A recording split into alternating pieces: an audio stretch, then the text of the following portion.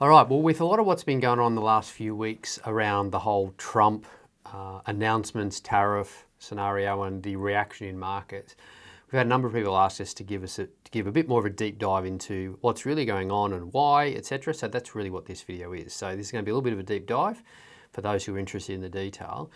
But before we get into that, I think there's a few really important points you want to make sure that we keep in mind as we go through. The first thing I think is really important to appreciate is we need to separate the man Trump from the mission. Like what is it that's trying to be achieved? And essentially what I mean by that is let's separate the rhetoric or what we think is being said and reported from what is the underlying goal that's trying to be achieved. And we need to also keep in mind that whilst Trump might be the mouthpiece for this, he's definitely not the only person involved. This isn't a new strategy, isn't something that he's just sort of come up with on the fly. It's really the result of a change in direction, but the underlying need or premise for that's been established for quite some time.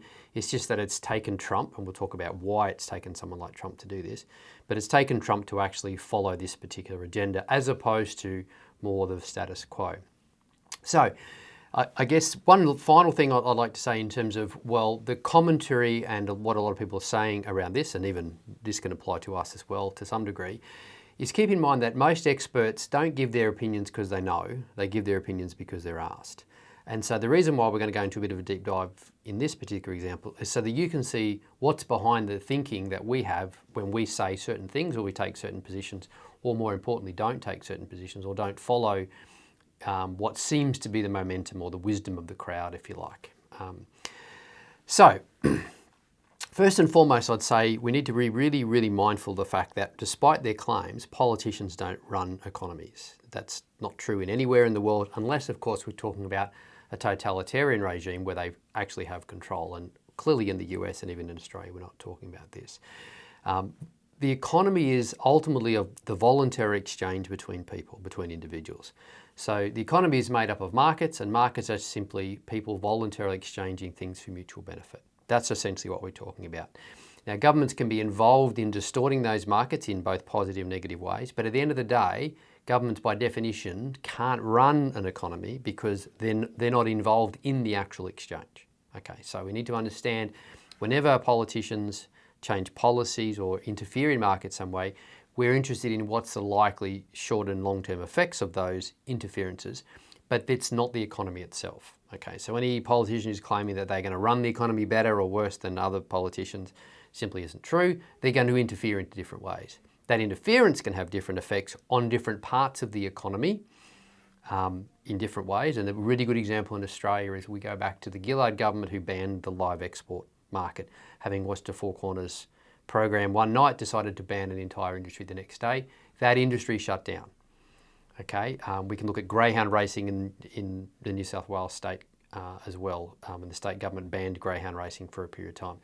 Now, those impacts are immediate and significant for people directly involved in those industries, but essentially are a blip to almost everybody else, right? So impact can be severe in a narrow field, but they don't change the overlying economy. If we looked at economic growth in Australia, neither of those events would register in any meaningful way across the entire economy, but for some people, they were relatively catastrophic events. And also, when we talk about what we mean by the economy and the progression of wealth, if you like, in an economy, normally the number or the reference measurement here is a thing called GDP, gross domestic product. And again, we need to be really careful when we look at measures as to understand the precision of that measurement. What is it actually measuring? Okay. And then how relevant or how accurate, how precise is that measurement in reflecting the thing that we're actually trying to measure. Okay, so we won't get into a lot of details around GDP and the measurement itself, but it's suffice to say that it's a measurement that's designed to try and almost like a proxy for wealth, to understand is wealth likely to being, is it that wealth is likely being created? It's not a direct measure of wealth itself. Okay, and even the definition of wealth in this in the GDP world is economic output as a measure, not fundamental well-being or how happy society are or what choices have people made now that they've reached a degree of wealth where they're actually choosing to do other things that aren't maximising economic output, working less hours, working in lower economically economically measured jobs, for example, more volunteering or more lower paid jobs, will make someone look like they're being less productive from a GDP or an economic point of view, but might well and truly suit their lifestyle or what is now more important to them because they have a level of wealth that's now more than enough for their purposes in terms of the balance of the rest of their life. So again, GDP is an important measure, but it's not actual wealth. And even the fidelity of that measurement in terms of measuring economic output itself is sort of fuzzy. Now, I'm not saying that GDP is not a good measure and we shouldn't keep an eye on it, but we need to be really careful about saying that GDP is somehow some magical number that if it goes negative for 2 quarters and we get a recession, that is somehow going to have the same impact as that same measure being achieved some other time in history in some other location, and all the same lessons and outcomes will be the result of that. We can get lessons from history, but we need to understand the details. So again, GDP is an important measure, but it's certainly not the be-all and end-all, and it's not necessarily the only measure that we want to worry about. Okay, so what's going on in the US? What is the plan here? What are they trying to do? Again, this is speculation. This bit, as opposed to things we can demonstrate, this is a degree of speculation, but we can have a reasonable degree of confidence that the activity that's being undertaken is consistent with this sort of plan. I think probably the most important thing, if we're to look at what does the US need to address, is clearly their debt position. Okay. Now again, debt is an interesting term, and people sort of bandy this around without necessarily understanding what debt is. And I think probably the biggest thing is people talk about debt, that debt itself is a negative thing or is somehow a dangerous thing. Now, it certainly can be. But again, I think we want to appreciate that there's no off-planet debt, right? We don't owe the aliens anything. All debt is contained within a particular environment, whether it's within the planet or even sometimes within a particular economy. One person's debt is another person's asset. There's always another side to the balance sheet, okay? So the question isn't necessarily how much is the debt or even who owns it, right? The question is who do they owe it to, right? And what's the relative capacity for that debt to be maintained? Because debt is actually fundamentally simply a transfer of wealth. Okay, in its essence, that's all debt is. Debt takes stored wealth of one person and that debt is then lent to or provided to another person. And then that person has a responsibility or liability to repay that debt. Okay, in other words, to transfer some wealth back to the person who supplied the debt. So you can think of debt as a really it's all it is a wealth transfer mechanism. Either the interest is being passed back. Now, if the person who borrowed the money is able to generate a higher economic return than what they have to pay for that debt, i.e. the interest, then everybody wins. And that debt's more than sustainable and continue to do so. And the argument with the US is if the US can grow economically faster than its debt, then there's no problem with that in the long term. And from a purely mathematical point of view, that is true. However, it still comes back to who owns the debt, okay? And can that debt continue to be supplied? All right. So it's really important, I think, to understand some of the numbers involved, because when people hear some of these numbers, they're getting to the stage now where they're just so far beyond, most people's reality that it's a little bit, can be a little bit hard to comprehend. So let's just run through some quick numbers. US total debt at the moment, we'll get into who that's owed to, but US total debt is somewhere around about a bit over $36 trillion. Okay, so what does that mean? Well, in the US, there's about 340 million people.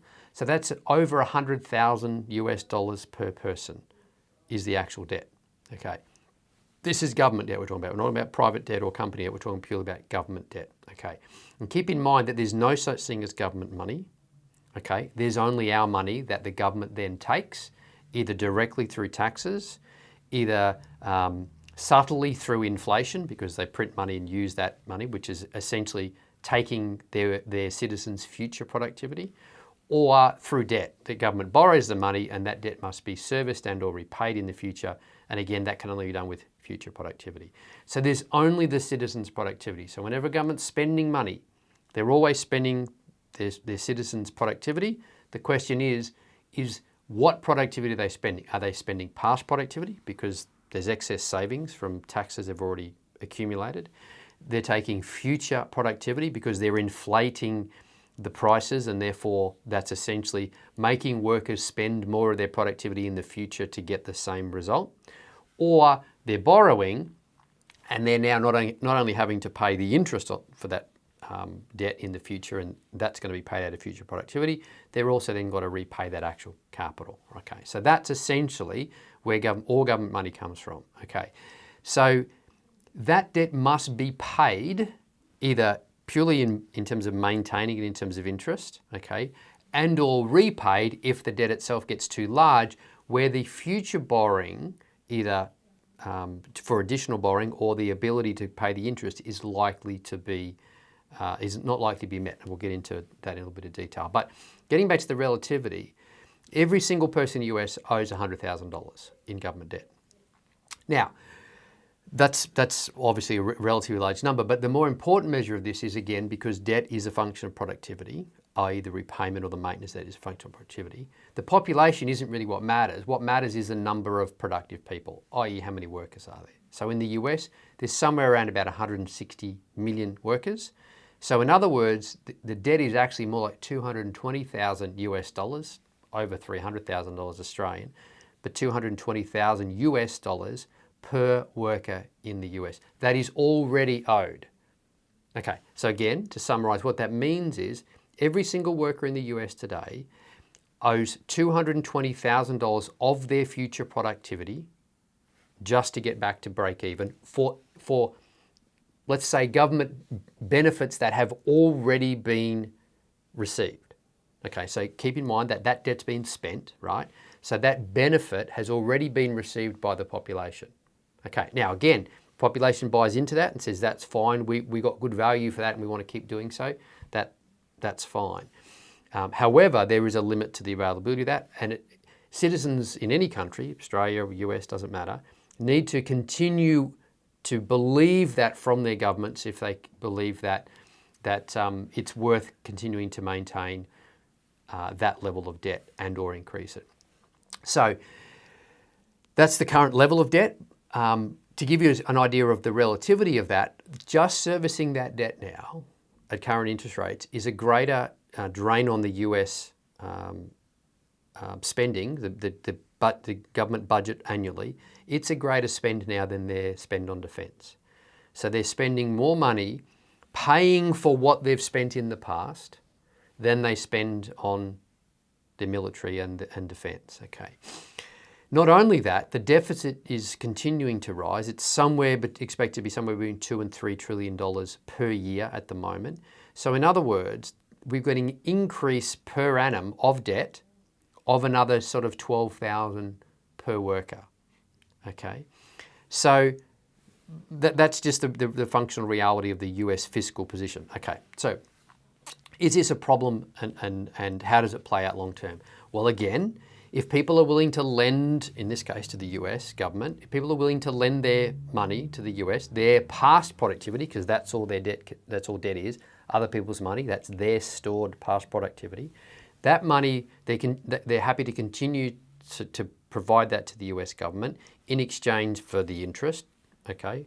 That's the reward for the loss of use of that money because you've lent it to the government. As long as they're willing to do that, then that debt's sustainable in theory forever, okay?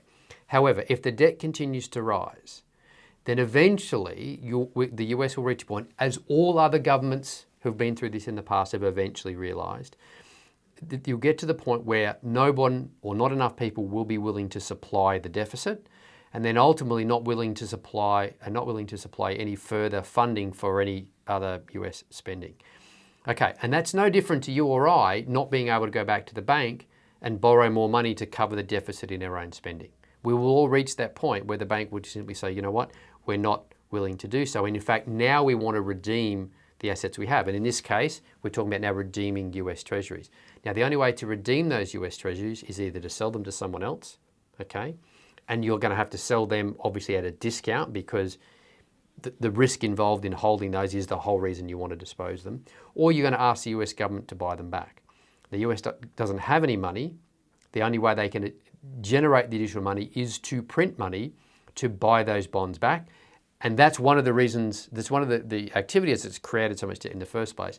And that monetization of debt is incredibly inflationary because, again, the definition of inflation is money being printed at a rate faster than the economy is growing.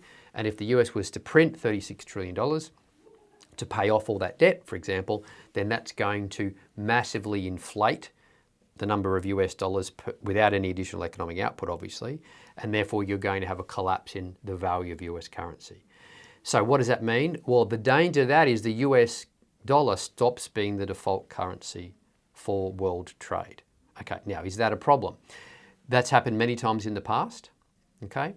In many countries. The last great empire, if you like, or the last global standard of currency was the UK, the British pound, and that basically set the current cycle at the end of World War II. The UK essentially went broke, British pounds were no longer being universally accepted by most countries around the world, and the US dollar essentially replaced that, and we moved into the current cycle we're in now. Prior to the Brits, it was, or the UK, it was the Dutch going back sort of to the 1600s. So we've seen this cycle repeat many, many times through history. The advantage, though, for the US of having the US dollar as the default currency for the world, that creates a huge amount of additional economic benefits as a result of being that. They get a much greater control and much easier, smoother transition of the movement of capital around the world by being the default currency. So from a global perspective, it really doesn't matter what currencies we trade in. We can trade in any currencies, and again, you know, there's all sorts of things that have been used for as the commodity exchange in, you know, either within countries or internationally over time. Gold being the most common reserve backing of that thing, because gold, the advantage of gold is it's very tangible. It's very difficult to inflate because and we've talked about gold in other videos, so I won't go into a lot of detail. But gold is the ultimate international commodity of exchange. So people could go back to that, countries could go back to that, or they could invent some other blockchain technology example, or there's lots of other things that could replace the US dollar. The reason why the US dollar has been able to continue along this path for as long as it has, though, has simply been the fact that there hasn't been a credible alternative. So we haven't seen the rise of another, you know, global economic empire, if you like, to challenge the US and to challenge the US dollar as the default currency. The only option for that in recent times has obviously been China, which has grown to be the other most dominant economy. But because of the nature of Chinese currency and Chinese control of their economy, is they don't really offer a credible alternative for global international trade. Okay. The euro and the yen, being the other two major currencies, are a fraction of global currency exchange. They don't really offer credible alternatives either at this point in time. So the US is able to take advantage of the lack of a genuine competitor from a US dollar perspective. But again, that only lasts so long while everyone agrees that they're the rules of the game. That can change, and eventually it will change even if there isn't a natural replacement. It will change simply because people will no longer trust that the US dollars will be worth what they expect, or will be able to be used in the way they expect. So the US has to address its debt position. Okay, now is that what the Trump administration is trying to do? That seems by far the most likely outcome in relation to the activity they're undertaking with this tariff and a lot of these announcements. That the debt is ultimately the goal in addressing the debt. Now, do we expect that the announcements that we're seeing at the moment are the way that they're addressing that debt? Maybe, but probably not. This seems much more likely to be resetting the landscape and the expectation so that that debt problem can be addressed in the ways that need to be. Because if the US doesn't change the way it operates significantly and materially, then they're not going to fix what is a tremendously large problem that we just went through in terms of numbers. So they're going to have to make some pretty major changes to the way they operate. And generally speaking, the only way to make major change is to make major change. And so that's the beginning of what we're seeing. Okay, so who does this really affect, and what happens from an economic perspective, if you like? And what is it everyone's sort of talking about, and what are the dangers, and how does this work? And will it work, I suppose? Now, the question in terms of will it work is a relatively easy one to answer from the beginning. The answer is we don't know, because there's too many things that need to play out. But the reality is it can work, and the reality is it's much more likely to work, or there's much more likely a solution to be found than continuing the status quo.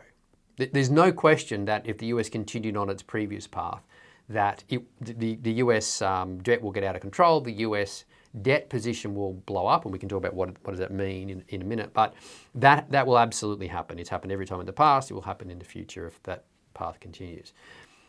Is what the Trump administration doing now going to address that? Again, too early to tell, but it's a good start because it will allow, it's sort of, paving the way, if you like, for a possibility to address that.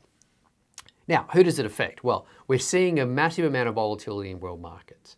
And a lot of the reporting of that is, well, that's because they're going to trash the economy and there's going to be all this sort of downside to that. Now, we spoke briefly a minute ago, the economy is free voluntary exchange. That will continue no matter what any government does. It will change in different ways, but it will continue. Economies won't stop because a particular government policy or a range of government policies have prevented that happening. As long as the exchange remains free, then the economy will balance and will find a way to set a new norm.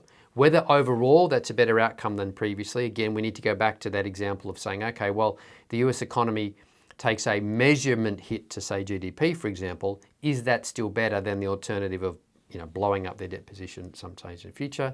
The answer to that is almost certainly yes.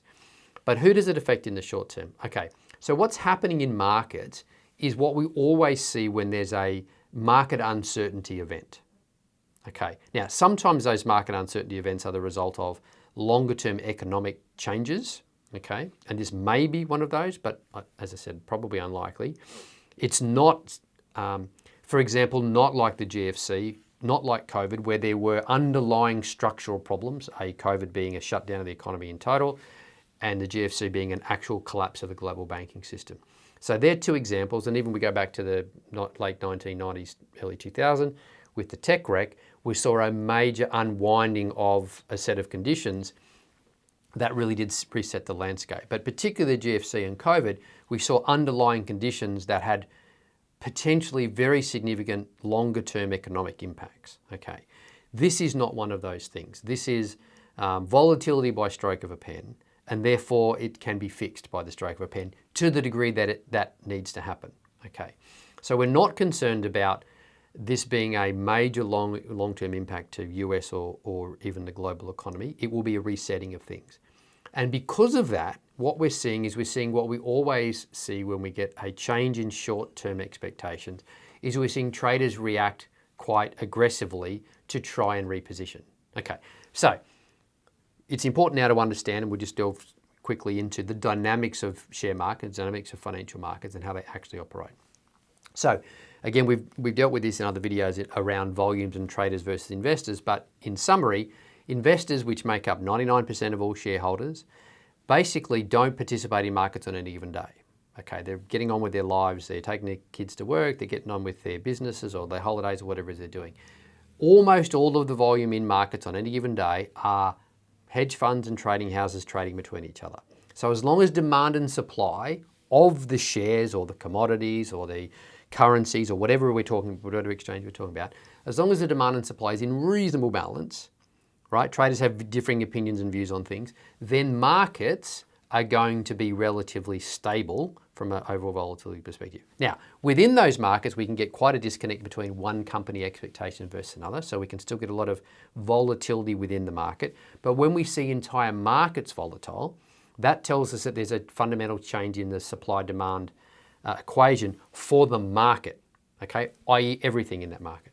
So why is there this contagion in terms of markets? Well, because if you're a trader and you're sitting on a position in for large US tech stocks, for example, and you start to see there's a lack of demand, i.e. not as many people buying or not the volume of buying, or there's an increase in supply, seems like there's more people selling all of a sudden, then your reaction to that is going to be, particularly because most of these are now high frequency trading algorithms, not even people, but you're going to respond to that by reacting to the other side. So if you're a seller, okay, and you start to see that more people are selling, you know that supply is going to be withdrawn. People are going to stop buying, traders stop buying, and the share prices or the price of this particular thing is going to plummet. So the last thing you want to do is feed into that trade. So what you'll do is you'll stop selling your US tech stocks And you'll move over to an area or one of the markets where that hasn't happened yet. You'll start selling off US dollars,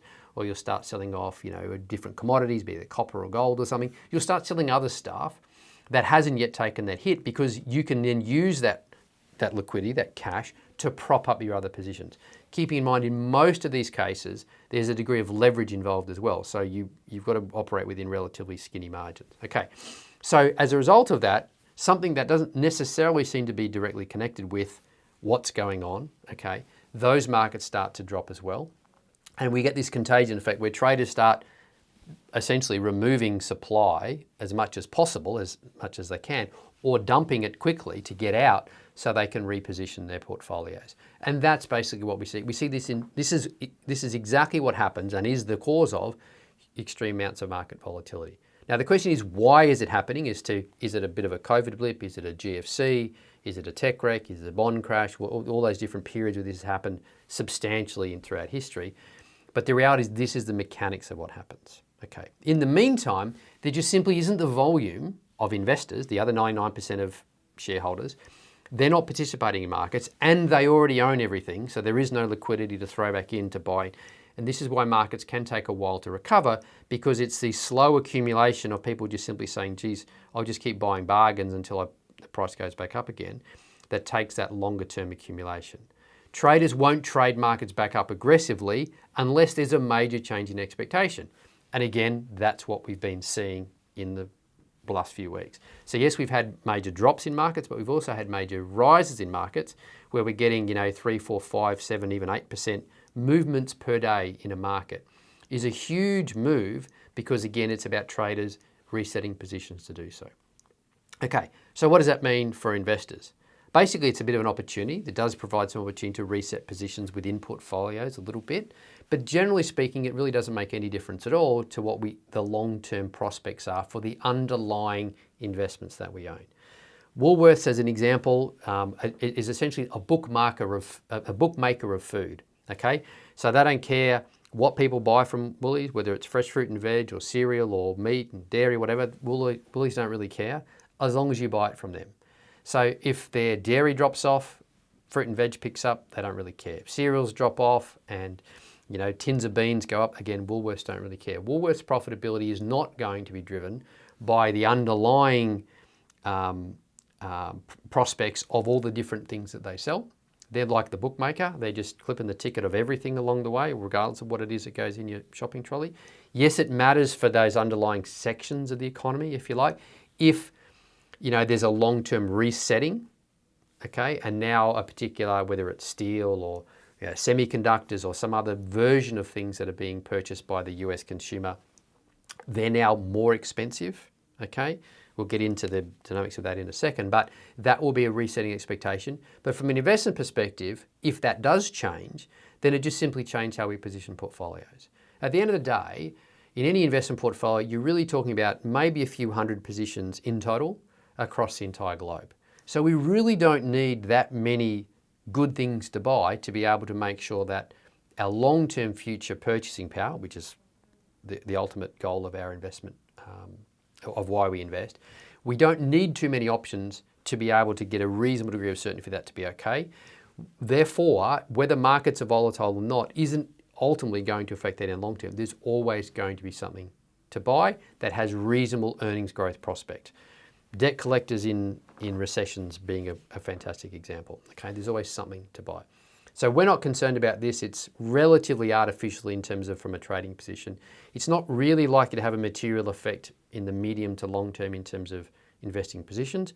It is almost certainly a positive thing in the fact that it will lessen, or potentially will lessen, the likelihood of the US suffering a major debt problem in the relatively foreseeable future. Again, this isn't, I wouldn't have said that this is an acute problem. The US debt is an acute problem anyway, but it is something that is of material concern in the longer term. So again, very good if it's addressed. Not critical that it is. Again, there's always ways to position around that, but generally speaking, would be much better for most investors if that is in fact addressed. Okay, so The last thing I want to deal with is let's now look at a specific example in tariffs and why are tariffs being used and are tariffs a good idea or a bad idea.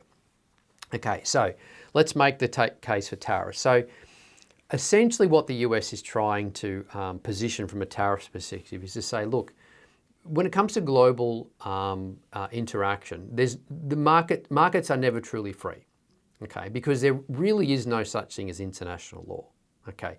The only real international law is my arm is bigger than yours and we're going to come and do something about it if you don't play by the rules. But that's not really a practical outcome for the vast majority of, let's say, international disagreements. So most international trading is the result of continual renegotiations of what a particular status quo is, okay? And tariffs are just one version of that. Now, different regimes, and again, the US is targeting specifically China in this case, and the US argument is that China have made many of the things they produce artificially low in price because they've prioritized those things within their economy because they can. Okay, so let's just pull that apart a little bit. So the Chinese government have been very open, very publicly, about what their longer term goals and strategies are. But in the most simple sense, undermining US manufacturing capability is, they believe, in their interest to do so, and therefore they're more than happy to operate in a way that achieves that aim and makes it easier for China to be the global manufacturing dominant party. Okay, and that's been in case now for a few decades, that they've used, by devaluing their currency, by prioritizing certain industries, they've been able to grow their economy in a very specific way, where not all of their citizens participate in that, but they don't need to because China's not a democracy. They can prioritize the values that the Chinese Communist Party decides is paramount. The US and most Western democracies don't have that luxury because at the end of the day, they're democracies and politicians won't get elected if they don't look after the majority of their constituents the majority of the time. So that in itself isn't a level playing field. So the US could rightly argue that China has been making certain things, let's say 20% cheaper than in reality a true level playing field would allow them to be. And the result of that is the US manufacturing base is diminished because they can't compete, but it's a purely artificial competition. Now, whether that's true or not and the fidelity of that, but this is the essence of the argument. So in that sense, adding a tariff or adding a handicap to that to try and reweight the field is a reasonably sensible approach. Okay. Now, again, in isolation, but what does that tariff do? It raises the prices for those imports. Okay. That becomes tax revenue to US government, which means they can now use that to repay debt, or they can offset that with by removing other taxes, which themselves are arguably less efficient. So the most obvious version of this would be we swap a tariff for income tax. Now, from an economic point of view, how would that likely play out? Well, keep in mind that people only pay the tariff if they choose to spend on that particular product or service. If you don't buy it, or you buy it locally, then you don't pay that additional cost. Okay. Now, again, it's really important to appreciate that the prices we pay for things, are not costs. Okay, and what we mean by that is prices, the money we exchange, are what pay for costs. But if the prices we pay for something don't cover the costs, okay, then those costs are borne in some other way. The question is how and by who. Okay, but without getting into that in a lot of detail, because we've dealt with that in other videos, but it's really important to appreciate that if the Chinese government are making things, are selling things at a price that does not cover the costs, those costs are being paid in other ways. Now, that might be through lower living standards for the people concerned in China. It might be through lower environmental standards, using dirtier energy, using other parts of their economy to prop up different parts of the economy. There's a whole bunch of ways that can happen. But if the costs aren't covered by the price, they will be covered some other way. And the ultimate way they're covered is by that particular product or service being removed from the market because it's no longer sustainable. Everything eventually it becomes unsustainable if costs aren't covered some way. Okay, so you could make the argument that the US is doing a relatively sensible resetting of the international landscape by balancing out that equation and at least making the revenue that they collect from a tax perspective more discretionary from the US consumer because income tax has no discretion. You're productive. It's a tax on productivity, whereas a tax on spending, similar to say a GST, for example, a tax on tariffs means people have the option to either not buy that thing in the first place or to buy as much as they see fit based on the relative trade-offs and so on. So that's a very simplistic, but that's one of the arguments for using tariffs as a tax revenue raising system. Now, the negative to tariffs, there's two main ones, okay? Tariffs have certainly been used in the past, not to do the example I just gave, but in fact, they've been used as a way of propping up inefficient or favoured industries within a country. So, I'm a US politician and I've got a whole bunch of, farmers or steel manufacturers or some other industry that I want to essentially prop up and protect from international competition. So I'd simply use tariffs to do that, to artificially increase the prices coming in that allows less efficient industries to be maintained domestically.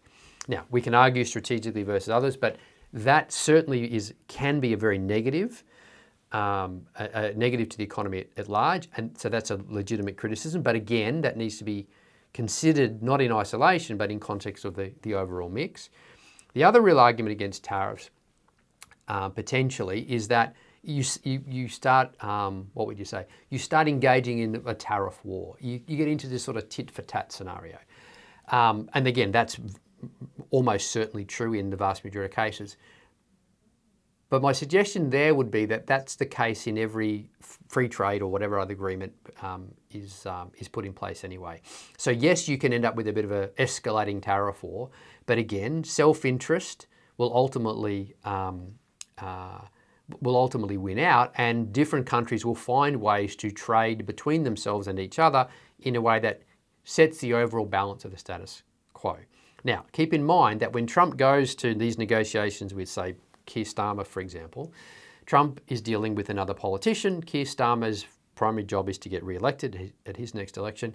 So he's going to be somewhat constrained by the fact that he has to deliver things that he thinks aren't going to hurt his long-term political future. Trump will know that, and vice versa, and that's a fact that can't be removed from the negotiations in the first place.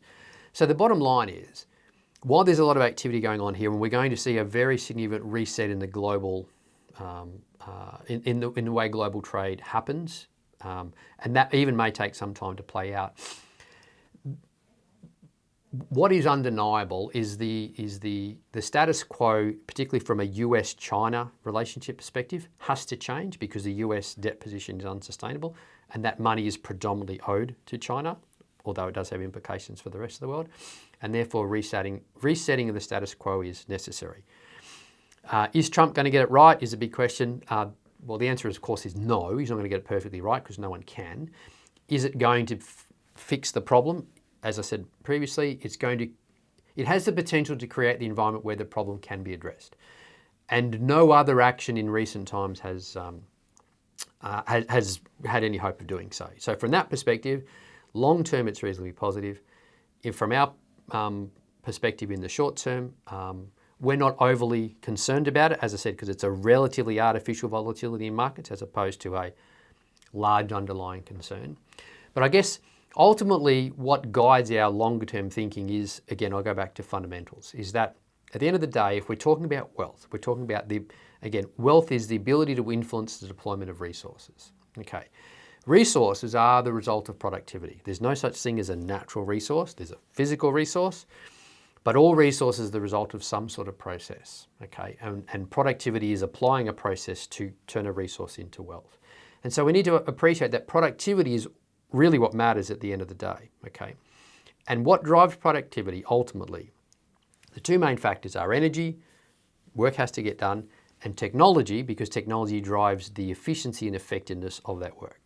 So as long as we've got access to energy, and nowhere in the world has enough, so we all need more, and as long as technology is improving, and it is at a relatively rapid rate and accelerating, then the likelihood of all economies, and if not the global economy in total, of being more productive in the future is almost certain, because there will be more energy available, and technology continues to improve. So that underlying current, if you like, or that tailwind, means that the opportunity set in the future must be greater than it has been in the past. And all we need to do is make sure we navigate that in a relatively sensible way. So because of that tailwind, we remain quite optimistic. There'll be positionings and those sort of things along the way. But the idea that the future can't be as good or won't be as good as the past is almost fundamentally impossible, simply because what drives wealth is that deployment of energy scaled by technology, and both of those situations will improve in the future. So at the end of the day, that's why we're ultimately optimistic. I know there's a lot to digest there, so feel free to watch this as many times as you need to, or even ignore the whole thing for that matter. This has been in response to a number of people asked just to go into a bit more detail, so apologies for the long video, but if you're still listening, thanks for your attention. As always, if you've got any other questions or you want us to go into any of these topics in a lot more detail specifically, then let us know. But I really just wanted to dive into some of these things in detail because we have been having these conversations at varying depth with various clients, and there's been a fair bit of demand for trying to go through these concepts a bit more detail where people can, delve into them and watch them, rather than just try and remember what we said in a meeting. So again, thanks for your time, and if you've got any questions, let us know.